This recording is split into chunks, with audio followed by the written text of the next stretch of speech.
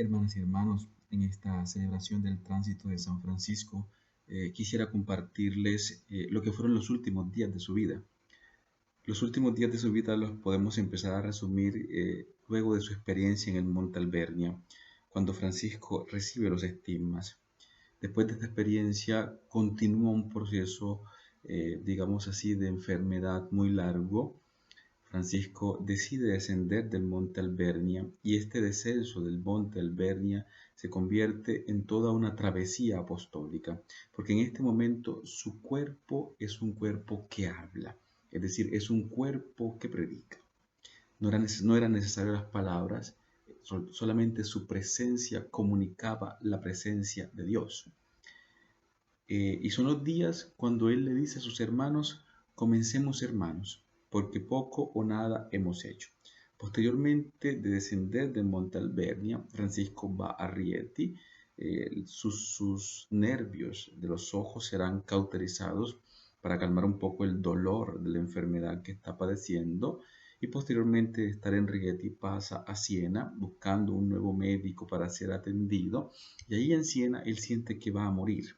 Estamos hablando de los primeros meses del año 1226. Allí en Siena, Francisco escribe el llamado Testamento de Siena, donde invita a los hermanos a amarse mutuamente, a guardar la santa pobreza Nuestra Señora y a permanecer siempre fieles y sumisos a la Santa Madre Iglesia. En Siena, Francisco cree que va a morir. Sin embargo, posteriormente Elías de Cortona, Fray Elías, lo llevará a la ciudad de Cortona, donde estará algunos días, y finalmente Francisco decidirá volver nuevamente a la ciudad de Asís. Cuando vuelve a la ciudad de Asís, el obispo de la ciudad le pide que esté en su casa para ser atendido por los mejores médicos de la curia episcopal. Francisco es atendido, no mejora en su salud, y es entonces cuando pide ser trasladado a San Damián. Allí en San Damián habitará en una pequeña casucha, y en esa casucha cercana a la presencia cercana al monasterio donde está Clara y sus hermanas, Francisco escribirá, prácticamente ya ciego y muy enfermo, escribirá el llamado Cántico de las Criaturas. Este cántico de las criaturas prácticamente es el resumen de toda su experiencia, de todo su encuentro y contacto con Dios. Seguidamente de estar en San Damián, de escribir el cántico de las criaturas, pide a sus hermanos volver a la porciúncula, donde será la última morada. ¿Qué cosa sucedió el día de su muerte? Dicen las fuentes hagiográficas, especialmente una obra llamada El Memorial, cuyo autor es Tomás de Celano, dice lo siguiente: de hecho, al acercarse a los últimos días en los cuales a la luz temporal que se desvanecía sucedía la luz perpetua, demostró con ejemplo de virtudes que nada tenía de común con el mundo. Acabado pues con aquella enfermedad tan grave que puso fin a todos los dolores, hizo que lo pusieran desnudo sobre la tierra desnuda, para que en aquellas horas últimas en que el enemigo podía todavía desfogar sus iras, pudiese luchar desnudo con el desnudo.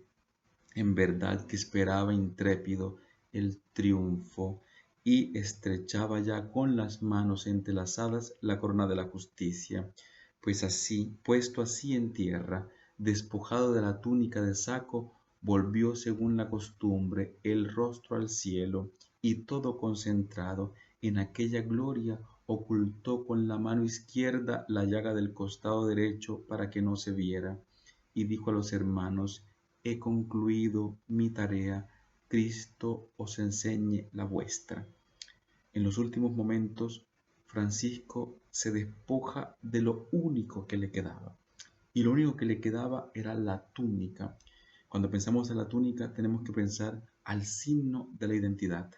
Francisco incluso se despoja de su identidad de fraile para presentarse ante Dios.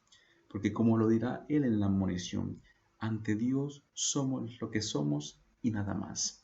Es decir, Francisco no se atribuye ni siquiera el derecho de ser fraile para presentarse ante Dios.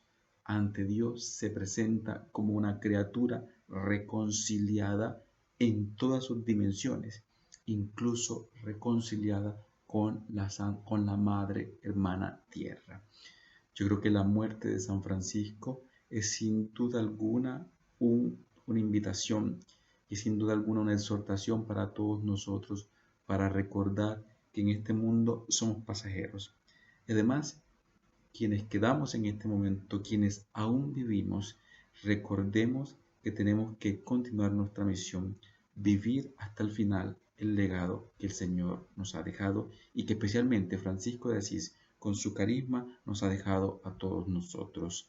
Paz y bien.